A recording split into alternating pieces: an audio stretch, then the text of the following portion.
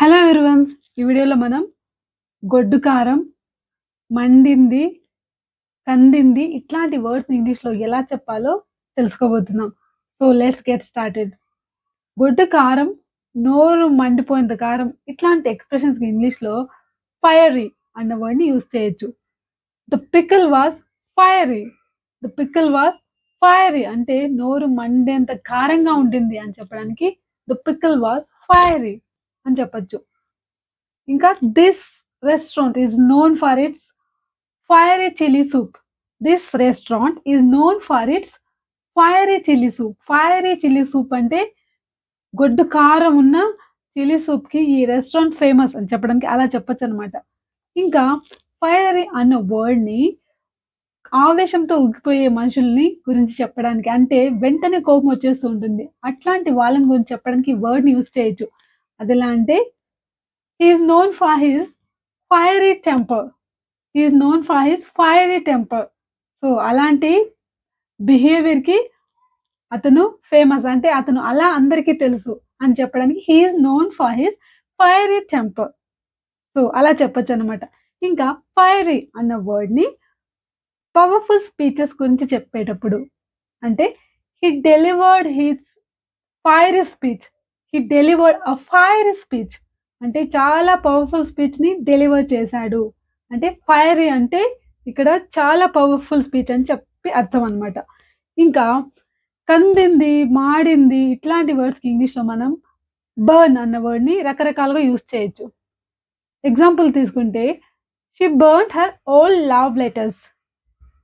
He burnt or she burnt her old love letters. ఆమె కాల్చేసింది లెటర్స్‌ని అని చెప్పడానికి. ఇక్కడ బర్న్ట్ అంటున్నాం అంటే పాస్ట్ టెన్స్. బర్న్ అన్న వర్డ్‌కి పాస్ట్ టెన్స్ అనమాట. బర్న్ అన్న వర్డ్‌కి బర్న్డ్ గాని, బర్న్ట్ గాని పాస్ట్ టెన్స్ రెండిట్లో ఏదైనా యూజ్ చేయొచ్చు. సో, పాస్ట్ పార్టిసిపుల్ గూడా రెండిటిని యూజ్ చేయొచ్చు. సో, బర్న్, బర్న్డ్, బర్న్ట్ లేకపోతే బర్న్, బర్న్ట్, బర్న్ట్. సో, ఇలా 2 రకాలుగా గూడా యూజ్ చేయొచ్చనమాట. So, she burnt her old love letters. So, ఇలా మనం బర్న్ట్ అన్న వర్డ్‌ని ఇక్కడ యూజ్ చేస్తున్నాం. ఇంకా బర్న్ అన్న వర్డ్‌ని ఇంకొక రకంగా గూడా మనం యూజ్ చేయొచ్చు. అదెలా అంటే he entered the burning house to rescue the child. He entered the burning house. కాలుతూ ఉన్న ఇంటిలోకి అతను ఎంటర్ అయ్యాడు. అంటే తగలబడిపోతూ ఉన్న ఇంట్లోకి. ఎందుకంటే టు రెస్క్యూ ద చైల్డ్ పాపను కాపాడడానికి, బిడ్డను కాపాడడానికి అని అర్థం అన్నమాట. So, he entered the burning house. Burning house to rescue the child. So, అలా మనం బర్నింగ్ అన్న వర్డ్‌ని యూజ్ చేయొచ్చు. ఇంకా helplessly we watched our house burning. Helplessly we watched our house burning అంటే నిస్సహాయంగా చూస్తూ ఉండిపోయాము. ఇల్లు తగలబడిపోతూ ఉంటే అని చెప్పడానికి ఈ ఎగ్జాంపుల్‌ని మనం చెప్పొచ్చు. సో, ఇంకా బర్నింగ్ అన్న వర్డ్‌ని ఇంకొక రకంగా ఎలా యూజ్ చేయొచ్చంటే ఆమె కోపంతో రగిలిపోయింది అని చెప్పడానికి మనం యూజ్ చేయొచ్చు. అదెలా అంటే she was burning with anger at his rude behaviour. She was burning with anger at his rude behaviour. So, ఇలా మనం అతని క్రూరమైన ప్రవర్తనకు ఆమె కోపంతో ఊగిపోయింది అని చెప్పడానికి ఇలా చెప్పొచ్చనమాట. సో, ఇంకా ఎండకు కందిపోతావు, బయటికెళ్ళొద్దు, లేకపోతే గొడిగేసుకెళ్ళు అని చెప్తుంటాం గదా! సో, అలా అనటానికి మనం you may get sunburned. You may get sunburned. చూడండి సన్ బర్న్డ్. సన్ బర్న్డ్ అంటే సూర్యుని వల్ల నువ్వు కందిపోవచ్చు అని చెప్పడానికి you may get sunburned. So, take an umbrella ఇలా చెప్పొచ్చనమాట. లేకపోతే షీ గాట్ సన్ బర్న్డ్. ఆమె ఎండకు కందిపోయింది. షీ గాట్ సన్ బర్న్డ్ ఇలా చెప్పొచ్చు. లేకపోతే drinking water prevents sunburn. Drinking water prevents sun burns.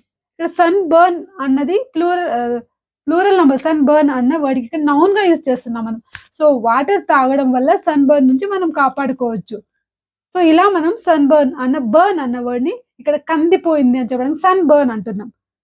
So, ఇలా బర్న్ అన్న వర్డ్‌ని రకరకాలుగా యూజ్ చేయొచ్చు. ఇంకొక ఇంపార్టెంట్ ఫ్రేజ్ ఏంటంటే బర్నింగ్ డిజైర్. బర్నింగ్ డిజైర్ అంటే స్ట్రాంగ్ డిజైర్ అంటే కసి.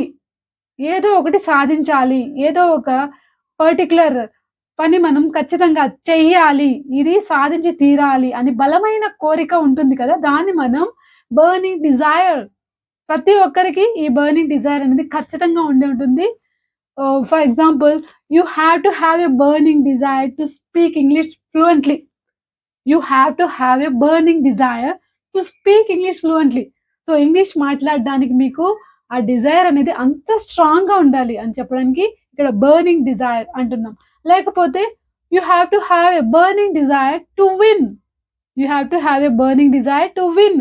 గెలవడానికి మీకు బర్నింగ్ డిజైర్ అంటే స్ట్రాంగ్ డిజైర్ అనేది ఉండాలి అని చెప్పడానికి మనం ఇక్కడ బర్నింగ్ డిజైర్ అంటున్నాం. సో ఇన్ని రకాలుగా మనం బర్న్ అన్న వర్డ్‌ని యూజ్ చేయొచ్చు. ఇంకా కొంతమంది ఆడవాళ్ళు మనసులో ఉన్నది ఉన్నట్టుగా ధైర్యంగా మాట్లాడేస్తుంటారు. అట్లాంటి వాళ్ళని మనము వర్ణించడానికి ఫైర్ క్రాకర్ అన్న వర్డ్‌ని యూజ్ చేయొచ్చు. మనం తెలుగులో అంటుంటాం కదా! సీమ టపకాయ రామే లేకపోతే అతను పటాసు ఇలా మనం రకరకాలుగా అంటుంటాం. సో, అలా మనం వర్ణించడానికి ఫైర్ క్రాకర్ అని యూజ్ చేయొచ్చనమాట. So, she is a fire cracker. అంటే ఆమె చాలా డేరింగ్ అండ్ డాషింగ్ మనసులో ఉన్నది ఉన్నట్టుగా చెప్పేస్తుందని చెప్పడానికి she is a fire cracker.